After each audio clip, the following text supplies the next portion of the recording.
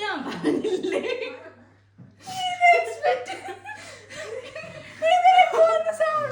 ഞാൻ ഇവരോട് ചോദിച്ചു കാറിന്റെ ഡോർ അടയ്ക്കണോ ഞാൻ കേട്ടു. ഒന്ന് പറഞ്ഞു ഇല്ല അത് പിള്ളേർ റൂമിലേക്ക് വന്നതായിരിക്കും.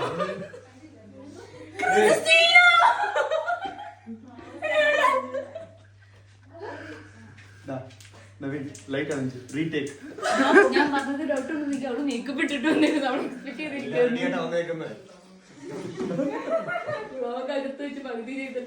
എൻ്റെ ഏതൊരു വീഡിയോൻ്റെ വോയിസ് ഓവർ കൊടുക്കുന്നതിലും കൂടുതൽ സന്തോഷത്തോടെയാണ് ഞാൻ ഈ ഒരു വീഡിയോയ്ക്ക് വോയിസ് ഓവർ കൊടുക്കുന്നത്.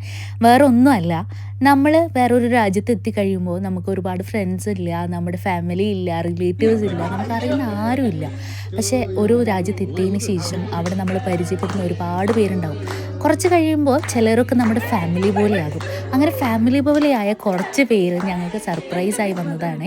ഏപ്രിൽ 18 എൻ്റെയും ലിയേൻ്റെയും ബർത്ത്ഡേ ആണ്. ഒരേ റൂമിലുള്ള ഞങ്ങളുടെ ഒരുമിച്ച് ബർത്ത്ഡേ സെലിബ്രേറ്റ് ചെയ്യുക, അത് ഭയങ്കര ഒരു സന്തോഷമാണ്.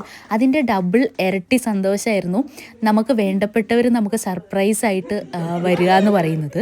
12 മണിക്ക് കേക്ക് മുറിക്കും എന്നുള്ളത് എക്സ്പെക്റ്റഡ് ആയിരുന്നു, കാരണം ഇവിടെയുള്ള എല്ലാവർക്കും അറിയായിരുന്നു ഞങ്ങളുടെ ബർത്ത്ഡേ ആണെന്ന്. അപ്പോൾ കേക്ക് മുറിക്കുമെന്ന് അറിയാമെങ്കിലും ഇവർ വരുമെന്ന് ഞങ്ങൾ ഒട്ടും എക്സ്പെക്റ്റ് ചെയ്തില്ല. ഒട്ടെന്ന് വെച്ച് കഴിഞ്ഞാൽ അന്നൊരു വർക്കിംഗ് ഡേ ആണ്, ഇവരെല്ലാവരും വർക്ക് ചെയ്യുന്നവരാണ്, വേറെ കൗണ്ടിയിലാണ്. ഇവിടെ അത്യാവശ്യം നല്ല ദൂരമുള്ള സ്ഥലമാണ്. 12 മണിക്ക് വർക്കൊക്കെ കഴിഞ്ഞ് 12 മണിക്ക് ഇവിടെ വന്ന് കേക്ക് കട്ട് ചെയ്യുക എന്ന് പറയുന്നത് ചെറിയ കാര്യമല്ല.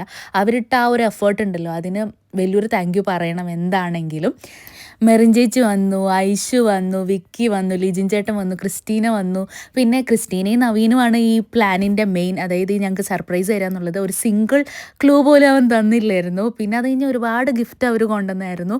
കേക്ക് നല്ല അടിപൊളി കേക്കായിരുന്നു, നല്ല കേക്ക് മുറിച്ചു. പിന്നെ പിസ്സ ഉണ്ടായിരുന്നു, ഇതൊക്കെ കഴിച്ചു. അവർ കുറേ നേരം ഇരുന്ന് സംസാരിച്ചു. അതൊക്കെ കഴിഞ്ഞിട്ട് അവർ പോയത്. ഞങ്ങൾ ഭയങ്കര ഹാപ്പി ആയിരുന്നു. ഞങ്ങളുടെ ഫാമിലി ഞങ്ങൾ രണ്ടുപേരും മിസ്സ് ചെയ്യുന്നുണ്ടായിരുന്നു ആ ടൈമിൽ. എങ്കിൽ കൂടി ഇവർ വന്നു കഴിഞ്ഞപ്പോൾ ഞങ്ങൾ ഭയങ്കര ഹാപ്പിയായി. എത്രത്തോളം ഹാപ്പിയാണെന്ന് എനിക്ക് പറഞ്ഞറിയിക്കാൻ പറ്റില്ല. അതിനിടയ്ക്ക് ലിയ എനിക്ക് ഗിഫ്റ്റ് തന്നതായിരുന്നു ഇത്. ആക്ച്വലി ഞാൻ അവൾക്ക് ഗിഫ്റ്റ് വാങ്ങാൻ വിട്ടുപോയതല്ല, ഞാൻ അവളെയും കൂടെ കൊണ്ടുപോയി വാങ്ങാമെന്ന് വിചാരിച്ചിരിക്കുകയായിരുന്നു. പക്ഷേ അവൾ സർപ്രൈസായിട്ട് എനിക്ക് തന്നു. ഫാമിലീൻ്റെ അടുത്ത് താങ്ക് യു പറയേണ്ട ആവശ്യമില്ല. എങ്കിൽ കൂടി ഞങ്ങളുടെ രണ്ടുപേരുടെയും ദിവസം സ്പെഷ്യലാക്കി തന്നതിന് താങ്ക് യു സോ മച്ച്.